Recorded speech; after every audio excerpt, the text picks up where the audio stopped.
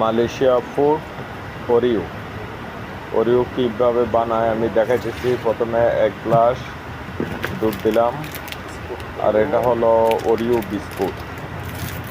এই ওরিও বিস্কুটটা খুলে আমি এক এক করে 2টা দিলাম 1 গ্লাস দুধের সাথে।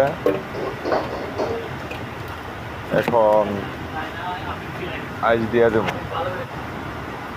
এখন গ্লাসের মধ্যে দিলাম চকলেট।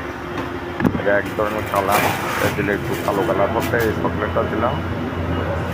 আর এটা হলো বরফ, আইস দিলাম দিয়ে আবার ব্লেন্ডার করবো। এটা এর সাথে কি আছে, চকলেট জাতীয় একটা ক্রিম আছে, আর ওরিও রেসিপিটা আছে, কালার আছে, দুধ আছে, আর দুধের বিস্কুট আছে, ওরিও বিস্কুট।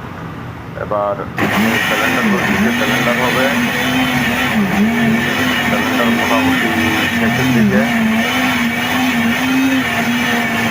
আপনারা সাথে থাকেন। ব্লেন্ডার শেষের দিকে এই যে এটা হলো 1 টাইম গ্লাস, আর 1 টাইম গ্লাসের কভারটা উপরে দিতেছি। এটা হলো 1 টাইম গ্লাসের কভারটা, মালয়েশিয়া ভাষায় তাপুলি বলে। এটার মধ্যে আবারও চকলেট শুধু সাইডে দিতেছি সুন্দরের জন্য, চকলেট জাতীয় একটা কালার সুন্দরের জন্য দিলাম। এটার কোনো গুণাগুণ নাই, এটা দিয়েছি শুধু সুন্দরের জন্য। এই ওরিও বিস্কুটের রেসিপিটা ভিতরে দিয়ে দিলাম। আইসক্রিম জাতীয় খাইতে খুব ভালোই লাগে।